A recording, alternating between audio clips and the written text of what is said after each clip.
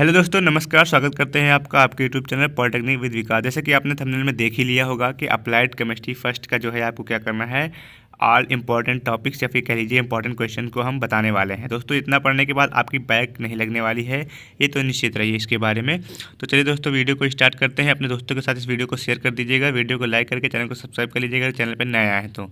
चलिए बिना देरी के वीडियो को स्टार्ट करते हैं और आपको बताते हैं applied chemistry first most important questions, most important topics. हमारा टेलीग्राम चैनल है पॉलिटेक्निक विद विकास के नाम से। दोस्तों हमारा जो पहला क्वेश्चन होने वाला है, तो पहला क्वेश्चन आपको सबको पता होगा कि जो सबसे ज़्यादा फेमस क्वेश्चन होता है वो क्या है, क्वांटम नंबर। क्वांटम नंबर एवं उसके प्रकार संक्षिप्त में समझाइए। ये जो इसका जो है मतलब ये ऐसे ही प्रिपेयर किया गया है नोट्स, जैसे कि मतलब जो है आपको इंग्लिश और हिंदी दोनों मीडियम में कोई भी दिक्कत नहीं होने वाली, यानी कि इसकी लैंग्वेज क्या है, इंग्लिश है। तो दोस्तों क्वांटम एवं नंबर एवं उसके प्रकार, तो इसमें आपको समझाना है क्वांटम नंबर, उसके टाइप्स, उसके डिफिनेशंस और उसके एक एक एग्जांपल वगैरह समझा देने हैं। नेक्स्ट नंबर पे हम बात करें सेकंड नंबर पे, तो हमारा सेकंड नंबर पे क्या है दोस्तों, आइसोटोप्स एंड आइसोबार्स, समस्थानिक तथा समभारिक की परिभाषा। ठीक, और एग्जाम्पल भी लिख देना है। ठीक, 1H1 1H2 1H3 वगैरह ऐसे करके। थर्ड क्वेश्चन हमारा क्या है, Pauli exclusion principle and Hund rule. ये सब दो दो नंबर में क्वेश्चन आते हैं, जैसे कि आइसोटोप आइसोबार की डिफिनेशन हो गई, या फिर शॉर्ट नोट्स में आएंगे तो 4-5 टॉपिक एक साथ करके आएंगे तो वो 5 नंबर का हो जाएगा। तो पाउली एक्सक्लूजन प्रिंसिपल या फिर हुंड रूल में समझाना है आपको। ठीक है, और उसके बाद में चौथा नंबर हमारा कौन सा है, बोहर मॉडल की सीमाएं व शर्तें, यानी कि postulates of the Bohr model and limitations. अगर इंग्लिश में इसकी बात करें तो बोहर मॉडल की जो है पॉस्टुलेट्स और क्या होते हैं उसकी सीमाएं हमें समझानी पड़ेंगी दोस्तों। नेक्स्ट नंबर पे बात करेंगे तो हमारा कौन सा है, पांचवा नंबर, हाइड्रोजन बॉन्ड डिफाइन करना है। ठीक, हाइड्रोजन बॉन्ड जैसे इंटरमालिकुलर हाइड्रोजन हाइड्रोजन बॉन्ड हो गए, इंट्रामालिकुलर हाइड्रोजन बॉन्ड हो गए, इनको क्या करना है, डिफाइन करना है अच्छे से और एग्जाम्पल के साथ में। नेक्स्ट अगर हम छठवें नंबर की बात करें दोस्तों, तो हमारा कौन सा आ गया है, हाइब्रिडाइजेशन। हाइब्रिडाइजेशन मतलब क्या होता है, संकरण, इसको हिंदी में बोलते हैं। तो संकरण क्या होता है, sp संकरण क्या है, sp2 संकरण क्या है, sp3 हाइब्रिडाइजेशन, इसको सबको उदाहरण सहित समझाना है दोस्तों। उदाहरण लिखना बिल्कुल मत भूलिए, क्योंकि एग्जाम्स में एग्जाम्पल की और डायग्राम की बहुत महत्व होते हैं ना। एग्जाम्स में अगर आपने एग्जाम्पल लिख दिया, डायग्राम लिख दिया, तो आपकी जो वैल्यू बढ़ जाती है। वैसे पर थ्योरी की व्याख्या करें, ये क्वेश्चन आपने 12th में भी देखा होगा, मोस्ट इंपॉर्टेंट था, यहाँ पर भी मोस्ट इंपॉर्टेंट है। तो वैसे पर थ्योरी की व्याख्या करना है आपको, वैसे पर थ्योरी के सिद्धांत बताने हैं, इसकी जो मतलब जो जो चीज़ उसमें होनी चाहिए वो सब बताना है वहाँ पर। और 8वां नंबर क्या है, सिग्मा तथा पाई बॉन्ड में अंतर बताइए। अब सिग्मा और पाई बॉन्ड में अंतर बताना है, तो मतलब ये थोड़ी कि 2 अंतर 3 अंतर लिख दिए, कम से कम 5-5 6-6 अंतर आप अच्छे से तैयार कर लीजिएगा सिग्मा और पाई बॉन्ड में, क्योंकि ये क्वेश्चन भी आने वाले में से है। और 9वां क्या है, what are the fuels and its classification, ईंधन एवं उसका वर्गीकरण। देखिए ईंधन और क्या होता है, और वो जो आपका होता है लुब्रिकेंट, ईंधन और लुब्रिकेंट, स्नेहक और ईंधन में से कोई एक पूछ लिया जाता है ना। तो what are the fuels, its classification, ईंधन क्या है उसका वर्गीकरण करना है। ठीक, 10वां नंबर क्या है, कैलोरीफिक वैल्यू पर टिप्पणी कीजिए। कैलोरीफिक वैल्यू पर क्या करना है, टिप्पणी करना है। अब मतलब कैलोरीफिक मान क्या होता है, बस में थोड़ा सा लिखना है, बस शॉर्ट नोट्स में आ जाता है कभी कभी। 11 नंबर में क्या है, कैलोरी मीटर में सॉलिड तथा लिक्विड फ्यूल्स की कैलोरीफिक वैल्यू फाइंड करने की विधि का वर्णन कीजिए। इसको आप अच्छे से पढ़ लीजिएगा, क्योंकि कैलोरीफिक वैल्यू फाइंड करने का जो प्रोसेस होता है वो पूछ लिया जाता है कभी कभी। ठीक है, अब नेक्स्ट नंबर पर बात करें, अगर हमारा 12 नंबर टॉपिक कौन से होने वाला है, 12 नंबर पर आने वाला है, पेट्रोल तथा डीजल में अंतर समझाइए। पेट्रोल तथा डीजल में क्या करना है, हमें अंतर समझाना है। आदर्श ईंधन क्या है, आइडियल फ्यूल क्या होता है, उसको बताना है हमें। ठीक है, तो ये सब लिख लीजिएगा। ठीक, और उसके बाद में नेक्स्ट नंबर पर बात करें तो दोस्तों, गुड लुब्रिकेंट्स, आदर्श स्नेहक की प्रॉपर्टीज़, क्लासिफिकेशन, यूजेस पर टिप्पणी कीजिए। यानी कि जो हमने बोला था ना कि या तो आदर्श ईंधन आएगा या तो आदर्श लुब्रिकेंट, इन दोनों में से कोई ना कोई एक आ जाएगा। तो इनकी क्लासिफिकेशन, प्रॉपर्टीज़, यूजेज है ना, और ये सब वगैरह मतलब याद कर लीजिएगा। जैसे कि इंडस्ट्रियल यूजेस क्या क्या क्या हैं और डेली लाइफ में यूजेस क्या क्या हैं। तो डेली लाइफ में सब तो आप बता सकते हैं, ग्रीस वगैरह होती है एग्जाम्पल लुब्रिकेंट्स की, तो ये सब आप अच्छे से बता सकते हैं। 14 नंबर क्या है, describe the manufacturing of biogas, mention merits and demerits. Biogas भी पूछ लिया जाता है, कभी प्रोड्यूसर गैस तो कभी बायोगैस, इन दोनों में से कोई ना कोई एक पूछा जाता है। तो आप बायोगैस पढ़ लीजिएगा, फिलहाल प्रोड्यूसर गैस का भी पूछा जाता है, बायोगैस ज़्यादा पूछा जाता है। नेक्स्ट अगर हम 15 नंबर क्वेश्चन की बात करें दोस्तों, तो 15 नंबर पे हमारा क्या होने वाला है, राइट द इंडस्ट्रियल एप्लीकेशन, औद्योगिक अनुप्रयोग ना। देखिए मैंने बताया था ना इंडस्ट्रियल एप्लीकेशन जरूर याद कर लीजिएगा। तो औद्योगिक अनुप्रयोग किसके, लुब्रिकेंट्स के याद कर लेना।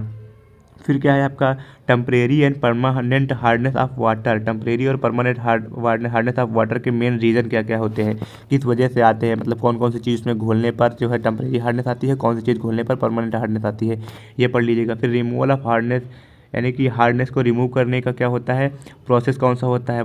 ठीक, वाटर के हार्डनेस को रिमूव करने का प्रोसेस कौन सा होता है, ये पढ़ लीजिएगा। कि जल के कठोरण के निर्धारण की EDTA विधि समझाइए। यानी कि क्या होता है, EDTA मेथड भी होता है ना, हार्डनेस ऑफ वाटर को रिमूव करने के लिए, तो उसको भी समझाना, उसको भी पढ़ लीजिएगा आप अच्छे से।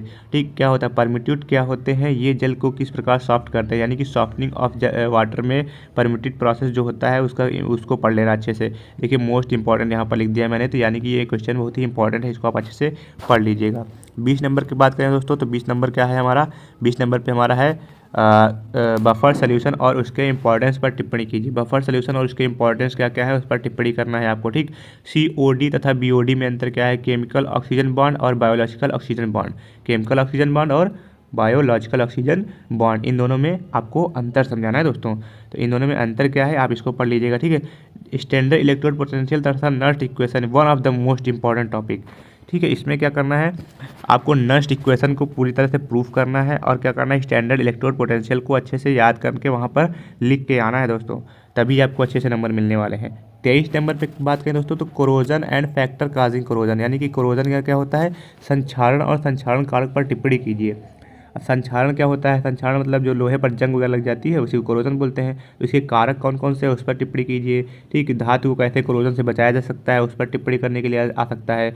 तो मतलब कारक क्या है, उसका निवारण क्या है, ये सब आप अच्छे से पढ़ लीजिएगा। 24 नंबर पे आता है विद्युत रासायनिक सेल एंड उसका सिद्धांत, यानी electrochemical cell and its principle, electrochemical cell और उसका प्रिंसिपल डिफाइन करना है।